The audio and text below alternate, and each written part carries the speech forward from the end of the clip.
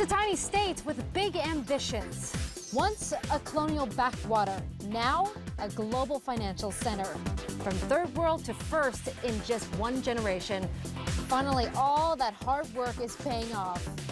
So as the sun goes down and the lights come on, come with us as we go behind the velvet rope and show you the luxurious side of Singapore.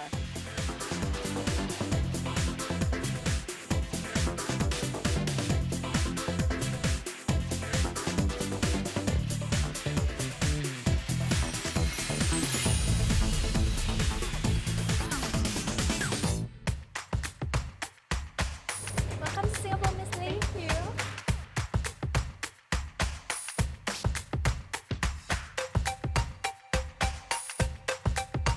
So that seemed easy, getting out of Singapore Airport. Changi, which is considered the world's best airport now for 2 years in a row by Skytrax. But what you're going to see that's really interesting about Changi is that there's no such thing as VIP service. It's CIP service. What does CIP stand for?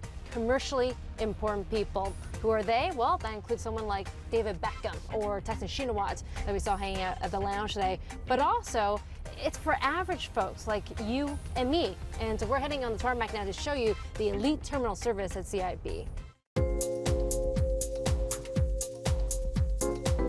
Forget the masses at passport control because I'm a CIP.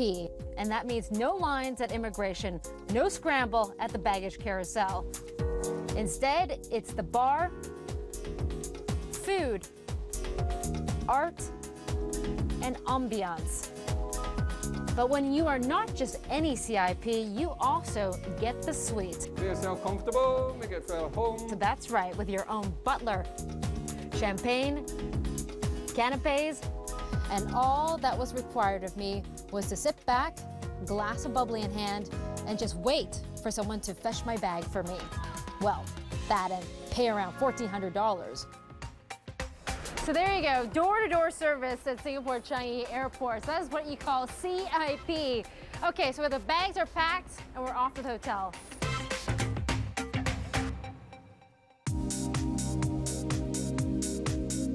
So as we race down the highway, which actually doubles as a spare runway, you know, just in case, all of a sudden we are at Marina Bay. That's right, the new heart of Singapore. Ironic when you think that this entire part of the island didn't even exist at one point. In fact, Singapore has reclaimed so much land from the sea that the country is now 25% bigger than it was 50 years ago. And this is precisely where the iconic Marina Bay Sands now stands. There were many that thought it was a gamble to build a casino in a country nicknamed Singapore. But as any high roller will tell you, you have to bet big to win big. Bing bang bong, bing bang ba bong, bing bang bong, bing ba bing bong, bing. Thank you. Bing. So here we are at Marina Bay Sands, which is the most expensive hotel ever built in the world at a cost of more than $5.5 billion. Now it's also the largest hotel in Singapore, the 6th largest in the Asia Pacific. So we are in the Chairman's Suite, which is bigger than the Presidential Suite. There's only 2 of them in the hotel, and it's got everything that you may need, and maybe some things you don't. Pool room, table for 10, massage room, karaoke room, your own personal salon, personal sauna, steam, and gym room. A baby grand piano, because a grand piano would be too much. So as spectacular as the Chairman's Suite is here at Marina Bay Sands, it's not just about the hotel rooms or just the gambling that visitors come for. It's also about the tallest and the biggest infinity pool in the world. In fact, the entire Sky Park is actually longer than the Eiffel Tower is tall. 1.5 million liters of water jut out over the hotel, 57 stories into the air, all culminating in a dramatic view, unlike any other city in the world.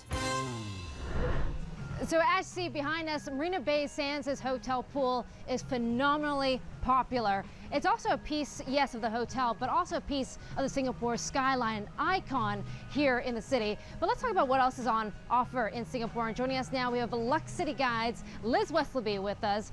And as you see, and as you know, if you ever come to Singapore, Marina Bay Sands, hugely popular. It's the place to come if you want that pizzazz, a bit of wow. You know, if you've never come to Singapore, I would recommend staying at this hotel because it is such an icon. It's an icon of the city. Having said that, you will be sort of fighting for a sunbed sometimes, Yeah. but come here and enjoy it for what it is. Enjoy that view, enjoy the terrific dining they have here. They have some amazing facilities. You've got beautiful views either of the city or of the gardens, and it's right in the center of Yes, things. so mass market popularity here, Marina Bay Sands. But what if you wanted something a little bit more special here in Singapore? A little more special, I'd definitely recommend just jumping over the water to a beautiful hotel called Fullerton Bay. It's everything that MBS isn't, in that it's much smaller, it's more niche. It has this gorgeous sort of Art Deco design to it. It's just much more personal. It's also sat on the bay, so you actually get a view of Marina Bay Sands and the rest of it. So it's a different perspective. Now, what if you wanted to go the boutique route? What would you recommend there? Boutique route? I mean, Fullerton Bay is almost boutique. I guess there's a great little hotel in Chinatown called New Majestic, which I think is probably one of the first boutique hotels here in Singapore. It was opened probably about 8 to 10 years ago. It has this lovely retro vibe to it. You go in and there's this modernist furniture everywhere. It's quirky, it's cool, it's different. And it's right bang in the middle of Chinatown. So from there you can walk out to all the sort of bars at Duxton, at Keong Sack Street, and obviously Club Street as well. Now, what about if I wanted to go somewhere like Park Royale? Would you recommend that? I mean, Park Royal opened up last year. It's a branded hotel, it's a known brand, but it's something really quite different. They've created this very green eco property right in the middle of the city. It has rooftop gardens, it has an amazing pool surrounded by gardens.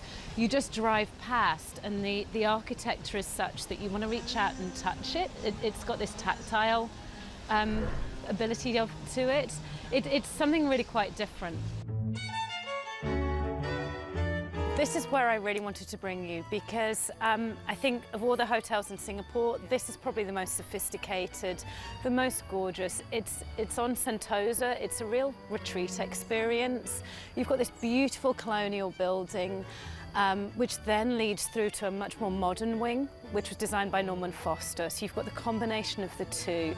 You have guests come here and it really is that escape. You have private butlers, you've got beautifully designed rooms, you've got your own plunge pool.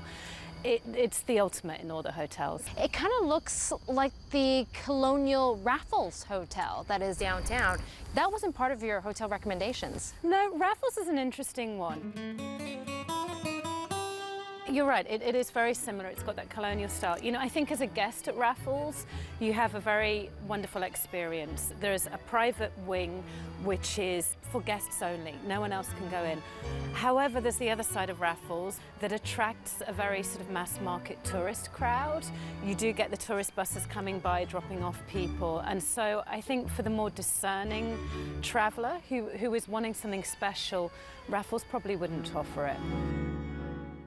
But for the truly discerning traveler, there is, of course, a better option. You don't get more oceanfront than this. It even comes with your own driver. Why stay in a small, dark hotel room when you can have all of this?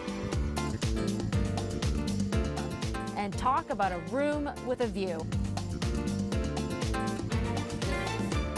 With the world's wealthy dropping anchor in Singapore, if you drop a bit of money, this all can be yours. Head out to sea for lunch and be back on land for that first drink before the sun even sets. And once the sun does go down, Singapore's nightlife comes alive. We'll take you for drinks up in the clouds and back to sea level for recovery. Before one last lap around the city in style.